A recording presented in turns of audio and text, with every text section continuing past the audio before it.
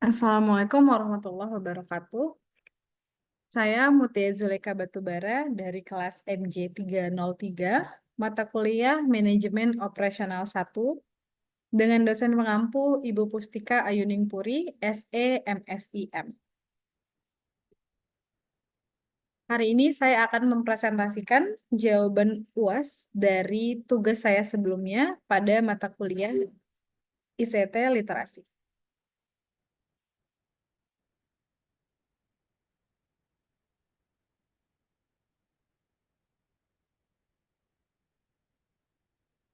Baik, pada kasus pertama adalah kasus pola produksi. Data yang kita ketahui dari soal yang ada adalah permintaan per triwulan. Pada triwulan pertama, permintaan per triwulan ada 250. Pada triwulan 2 ada 400 permintaan. Pada triwulan 3 ada 1050 permintaan. Dan pada triwulan 4 ada 450 permintaan. Data berikutnya yang kita ketahui adalah kapasitas maksimum per triwulan yaitu 1000 unit. Ada biaya simpan sebesar Rp100 per unit per triwulan. Ada biaya perputaran tenaga kerja Rp4.000 setiap kenaikan produksi 200 unit. Ada biaya subkontrak sebesar Rp2.000 per unit. Serta upah lembur Rp1.000 per unit jika produksi lebih dari 700 unit. Pola produksi pertama yang akan saya bahas adalah pola produksi konstan, yaitu 500 unit per triwulannya. Pola ini memproduksi 500 unit di setiap triwulan, sehingga perusahaan akan mengalami kelebihan produksi atau kekurangan produksi yang perlu dihitung. Pada TW1, produksi sebanyak 500 unit, sedangkan permintaan adalah 250 unit.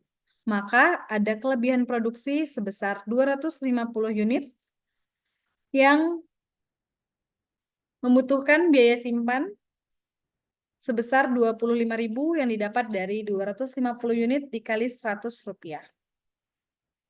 Pada TW2, produksi juga 500 unit, dan ada permintaan 400 unit pada TW2. Maka ada kelebihan produksi sebesar 100 unit, yang kemudian juga membutuhkan biaya simpan sebesar Rp10.000. Pada TW3, produksi juga sama 500 unit, dengan permintaan 1.050 unit. Maka di sana ada kekurangan produksi sebesar 550 unit yang mengakibatkan adanya subkontrak sebesar 1.100.000 yang didapat dari 550 unit dikali dengan Rp2.000 per unitnya, dan biaya simpan 0 karena adanya kekurangan produksi. Pada TW4 produksi sama 500 unit dengan permintaan 450 unit. Maka ada kelebihan produksi sebesar 50 unit pada TW4. Kemudian biaya simpan 50 unit dikali Rp100 sebesar Rp5.000. Total biaya pada pola produksi konstan adalah sebagai berikut. Biaya simpan sebesar 40.000 dari total seluruh triwulan. Biaya subkontrak sebesar 1.100.000 dari seluruh triwulan yang mengakibatkan adanya total biaya sebesar 1.140.000 pada 4 triwulan atau 1 tahun pada pola produksi konstan.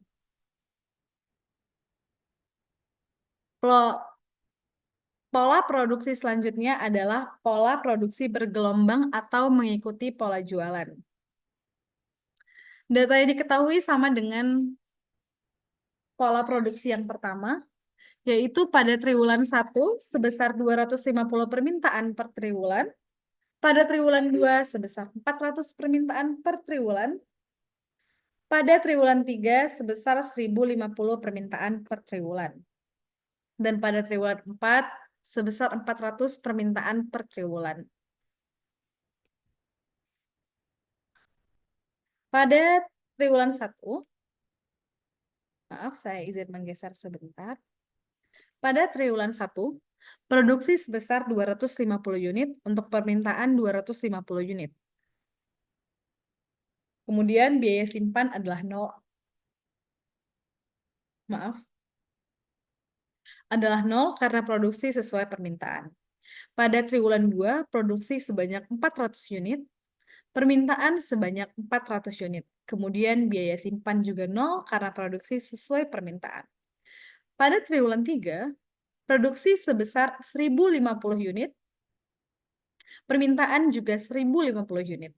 Kemudian biaya simpan sama, 0, karena produksi sesuai permintaan.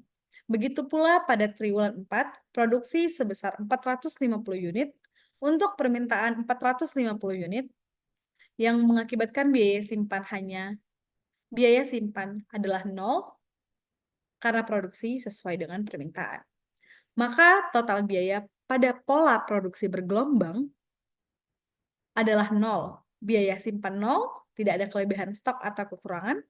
Biaya subkontrak juga 0, karena semua diproduksi sesuai dengan permintaan. Ada pola produksi selanjutnya yang akan saya jelaskan.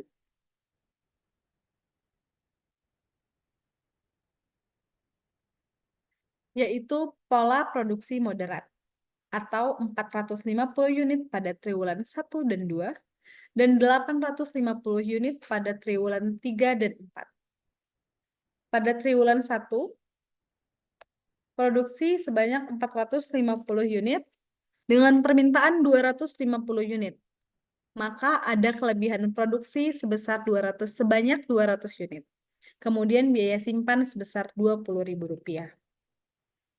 Pada triwulan 2, produksi 450 unit dengan permintaan 400 unit, maka ada kelebihan produksi sebesar 50 unit, kemudian biaya simpan sebesar Rp5.000. Di TW3, 850 unit adalah jumlah yang diproduksi, dengan permintaan 1050 unit. Maka ada kekurangan produksi sebanyak 200 unit pada triwulan 3, yang mengakibatkan tidak adanya biaya simpan, namun adanya biaya subkontrak yaitu sebesar Rp400.000 yang didapat dari 200 unit dikali dengan Rp2.000 per unit. Di TW4, produksi sebesar 850 unit, namun permintaan hanya 450 unit. Maka ada kelebihan produksi pada triwulan 4 sebesar 400 unit, kemudian mengakibatkan adanya biaya simpan sebesar Rp40.000. Maka total biaya pola produksi moderat adalah biaya simpan sebesar Rp40.000, Rp20.000, dan Rp5.000 pada seluruh triwulan dengan total Rp65.000.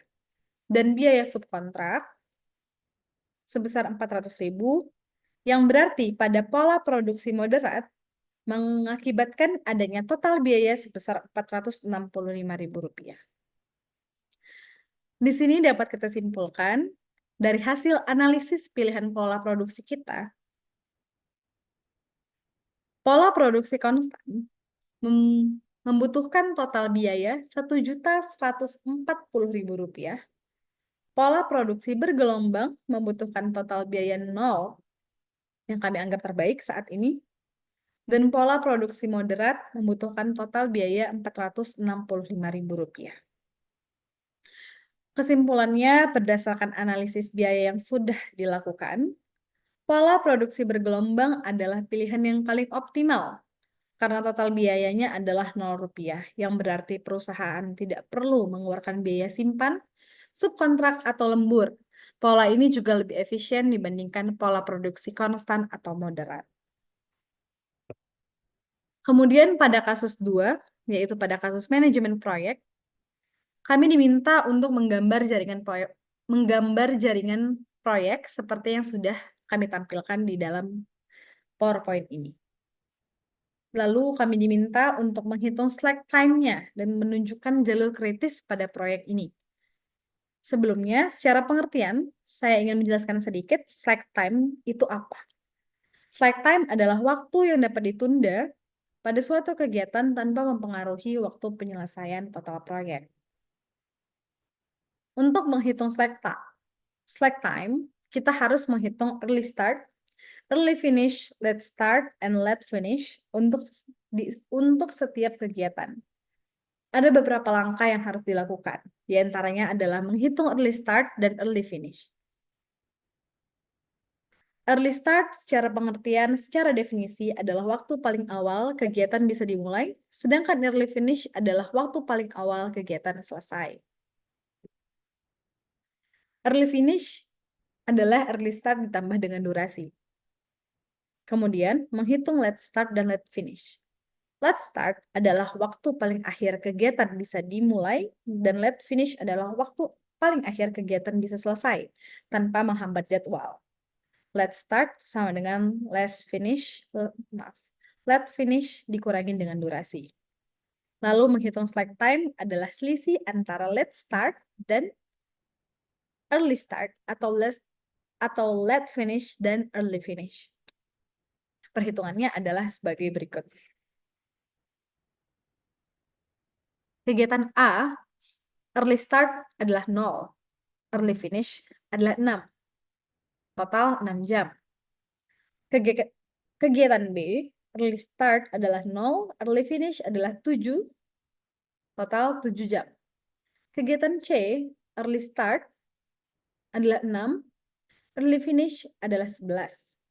Totalnya adalah 11 jam setelah kegiatan A selesai.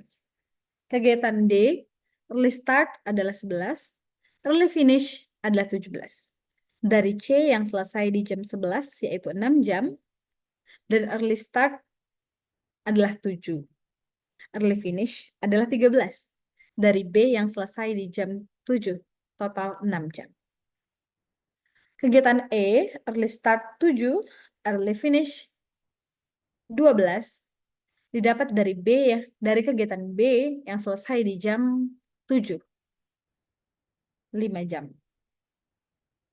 Kegiatan F, early start adalah 17, early finish adalah 25, dari D yang selesai di jam 17, 8 jam. Kegiatan G, early start adalah 25, early finish adalah 29, dari F yang selesai di jam 25,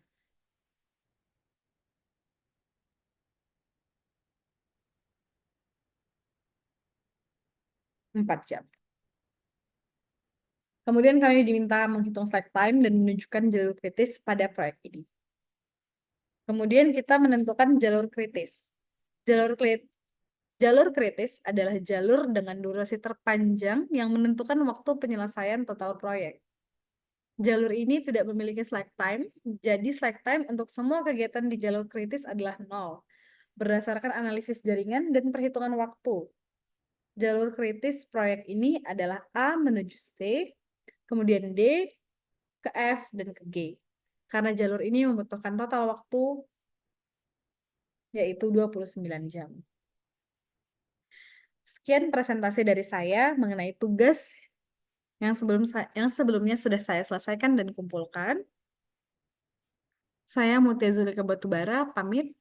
Billahi taufiq wal hidayah. Wassalamualaikum warahmatullahi wabarakatuh.